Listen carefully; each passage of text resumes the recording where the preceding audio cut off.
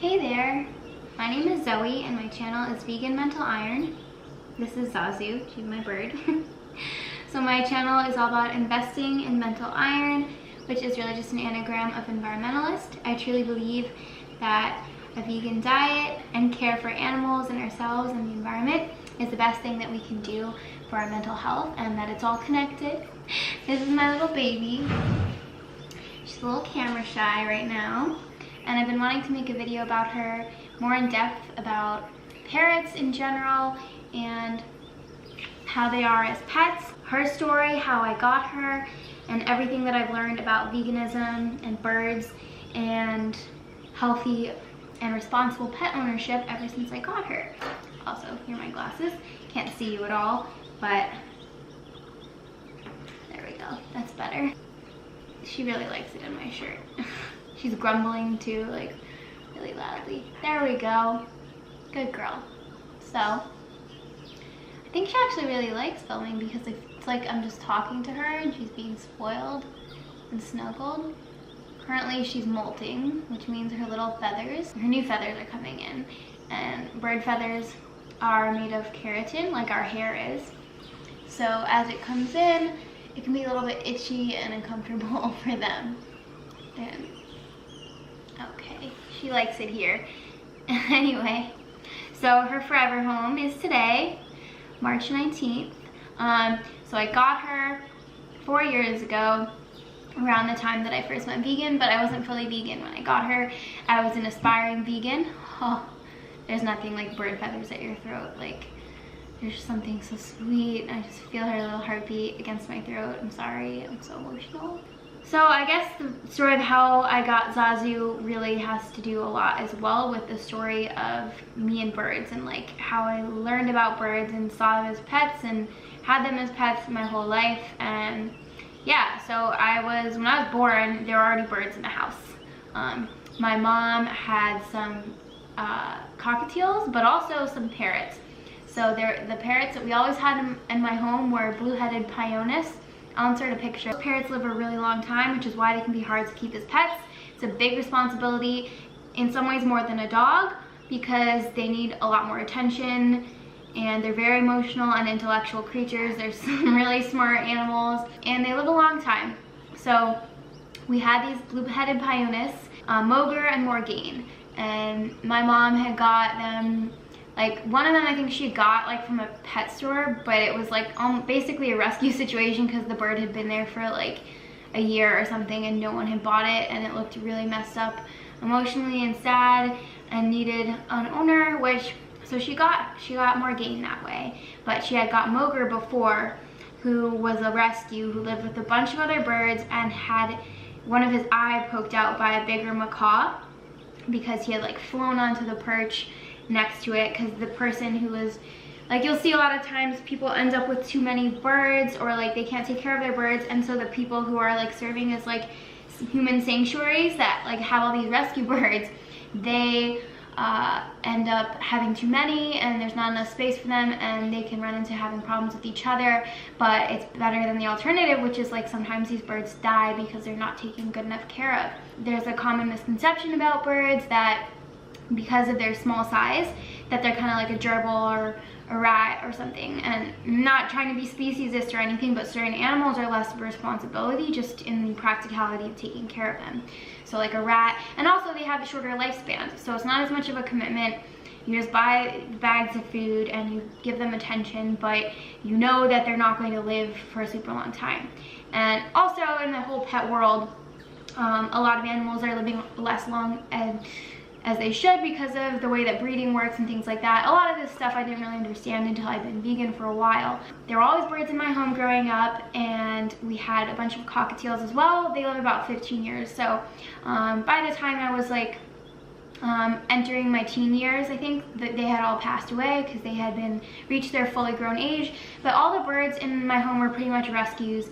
My mom taught me a lot of stuff generally about birds, like how to care for them, what kind of, they need emotional and intellectual stimulation, they need to play with foraging toys and do all sorts of fun things, and they need to be pet and touched and possibly have a companion if you're not going to be with them all the time. They need stimulation of some kind. So I knew that about birds, and I knew that they were a big responsibility and that they live for a really long time and they need a lot of attention. So, oh, and then we got another bird. So his name's Bogey. I'll introduce you to him one day. Oh, she's stretching. Isn't that beautiful? Good girl, stretchy girl. Yeah, so now she's gonna preen herself. So often they rearrange their feathers. This video is gonna be a little all over the place, a little bit of storytelling. You can just kind of watch her, stay entertained. But yeah, so they preen themselves because their feathers are made up of keratin, similar to our hair and nails. Basically, there's a layer of keratin around the new feathers, which when they're fully open look like all the feathers you can see on her. But in order for them to open sometimes, they have to play with them. Do you need to go to the bathroom? Go potty. Good girl. As you can see, they're very smart. She will go to the bathroom on command sometimes. You want to step up? Good girl. So we got an African gray. When I'm trying to look at her so she doesn't get jealous of the camera or confused. So if I'm not making eye contact as much as usual, please don't take it personally. I just want her to feel comfortable. She's losing all the feathers, huh? So birds molt and they lose feathers. So they fall off of them and they get a whole new set. And they have flight feathers. We'll talk more about that as well. But back to the story of this lovely angel. So we had a bird named Bogey that was a rescue, and we had friends who had a bunch of cats. Family friends, really nice people, and they had cats and dogs, and they got this bird, Bogey, as a rescue. Apparently, his first owner had been kind of like, I think she had dementia. She was an older woman, and she would leave him outside in a cage in the rain and like laugh at him, the family friend. And then his wife took the bird, Bogey, the African gray, put a picture of what they look like here, into their home and took care of him and gave him love. But because they had all these other pets, which they had before they had him, they weren't going to get rid of their cats and dogs. And this is often a problem with birds, because if it's the wrong kind of cat, they're not any cat, like they're gonna want to eat the bird. I saw firsthand with him like the psychological and emotional damage that birds can deal with. And grays, African grays, are very vocal birds. He's the best boy. He's the best boy, and it's snowing. He's the best boy. I knew I'd always wanted a bird. That bird is a family bird. He wasn't going to be given to me. And at this point, I'd been living on my own and had been living away from my family or my mother for quite some time. I wanted my own animal.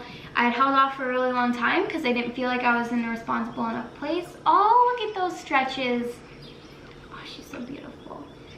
And I didn't feel like I was in the right place in my life. So I didn't get a bird for a long time. I was going through some changes and some mental health changes, some lifestyle changes that preceded and led me into finding veganism. So I was still like very not a full vegan.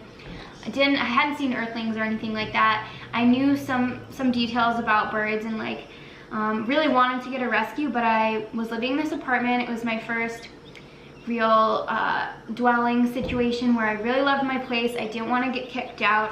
I didn't want to have to move or have my animal be taken from me, like have to, you know, it's hard if you have an animal that like screams and yells and has psychological problems.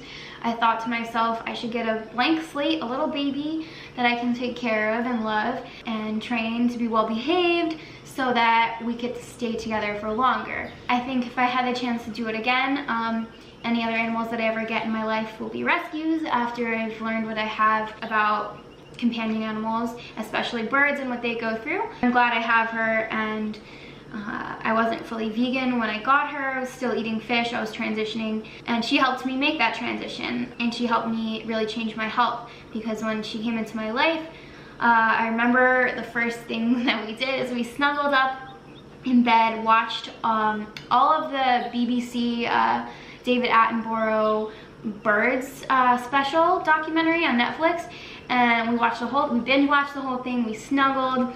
I made us like smoothies and stuff, and I was very careful with the ingredients, and it's giving her all these extra little snacks, and you know, it's really cool to have an animal you can share your food with, right, Zazu? And, oh, go potty. Birds poop very frequently, about every 15 minutes. They mainly eat nuts and seeds, so they really need to go a lot. It's in their evolutionary benefit to not poop in their home space. She will not poop on me if she can help it, because I'm like her dwelling for the most part. If they did that in the wild, the predators would be able to smell them and find them more easily. So, you know, so it was actually quite easy to potty train her. You can sense with her body movement or her body language when she's about to make a little duty, which is actually poop and pee combined, the way that it comes out of birds. It's like one little neat package, which is kind of easier for cleaning and does not smell the way that other animals do. And it still smells. It's still waste, animal waste, but I gotta say I smelled some dog duties and they're not great. Like, they're not as expensive once you first, you know, get your cage, get toys and things like that. And ideally they should be spending most of their time outside of the cage. I don't want people to like see this video and like see how amazing and adorable she is and like go out and think they should get a bird. Definitely, if you do want to get a bird, like, learn everything you can about them and watch documentaries, read on bird forums, make sure you know what they're allergic to. Oh, you okay? See, they startle easily. You have to bird proof your home. They can get into things, especially if they fly all the time. Her wings aren't clipped right now. Clipping birds' wings obviously isn't ideal because they love to be free and fly around, but they can get themselves into trouble and smash into things and hurt themselves. So I really haven't been keeping hers clipped because she hasn't been flying around as much, and she's been not the best behaved now recently out of her whole life with me. So I used to have her trained on harness, and she would go outside with me on the harness. Never take a bird outside without a harness. It's so bad. Like, that's how a lot of birds get lost, and they never fly home to you, and they're lost forever. It's really sad. Yeah, but when birds' wings are clipped, and as long as you do it correctly, like most people, I would say go get it done at the vet. If you're a really experienced bird owner, I would take a class or something like that, and you can cut them yourselves. Their feathers, their flight feathers, like I said, are made of, they have keratin in them, so when they are cut, it doesn't hurt them. They're not a big fan of the process. They're not a big fan of having their nails trimmed or filed either, but it doesn't hurt them. They just prefer, you know, to not be touched there if it's not their favorite thing. So I'll show you what her flight feathers look like. Want to show? So there you go. You can see here, she's so well behaved, such a good girl. And that little red spot right under there is where it would be clipped if her feathers were clipped, which I have done on occasion when she's been very getting herself into trouble, because she will fly all over the place sometimes. So, you know, it's okay. I prefer for her to have her freedom, and she does fly. I'm sure you may have seen in some of my videos, she'll fly across the room onto my head. She's a girl. So another thing we can talk about with birds is gender or sex, sexing the bird. In order to tell a bird's sex, you're going to want to get a DNA test. Some birds are sexually dimorphic, which means you can tell by looking at them what their gender is. So they may have different markings and things like that on them, on their face or their cheeks or things like that. But most birds, you need to have, if they're not sexually dimorphic, you're gonna need to have a DNA test done. These run about 40 bucks, and it's definitely worth it to know behaviorally for your animal, because when birds go through puberty, it depends on the lifespan of the bird. So she's gonna live to be 35, hopefully older than that, but that's the general lifespan of a black-capped conure, which is the kind of bird that she is. And it was really important for me to know her sex or gender so that I know what her behaviors mean. So if she's doing nesting behaviors, I want to avoid her laying eggs if possible, because with birds, and this is a really great way to talk make a little transition about veganism and eggs and stuff. So eggs are basically ovulation. It's an egg that's been unfertilized, unless there's a male bird fertilizing the egg. She's always very curious about the corners of things. I wish you could see what she's looking under the corner of the table right now. So they're not fertilized. There will not be a baby coming out of it, but it is stressful on them, just like it is on chickens and any other animals, quails, whatever, that are being raised whether it's pasture fed or no matter how a animal is being raised for eggs, no matter how humanely that's being done,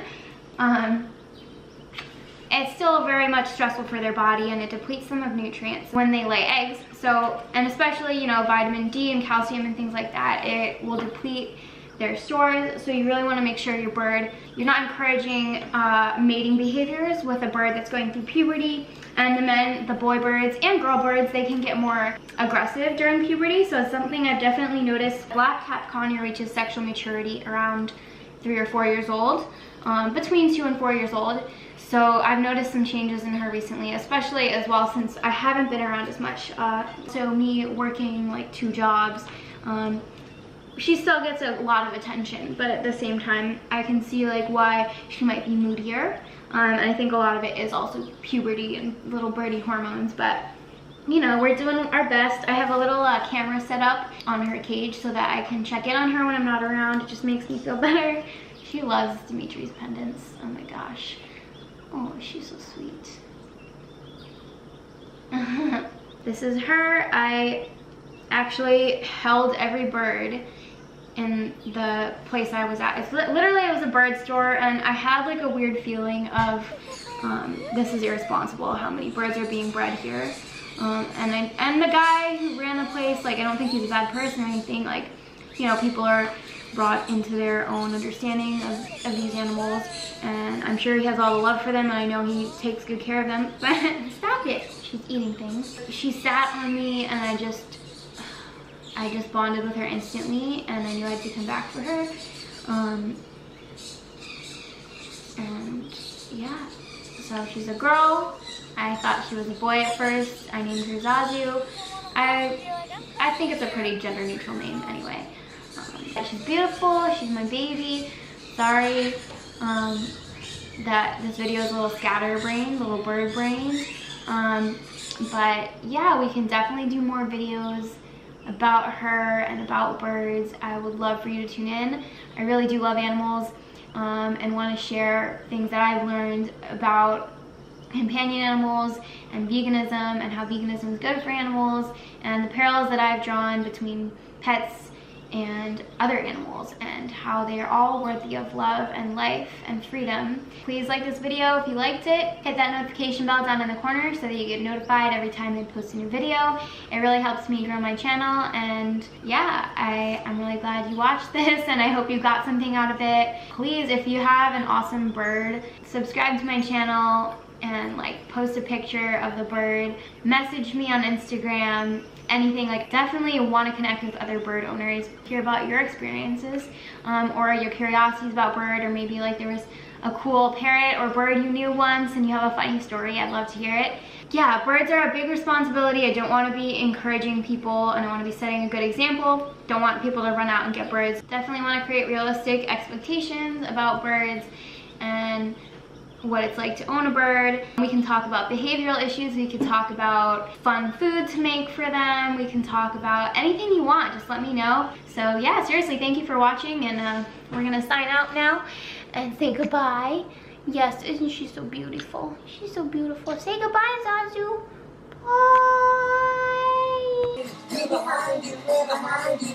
And let us remind you, we can send the dog and find you when you ever lose your way. We are building a religion.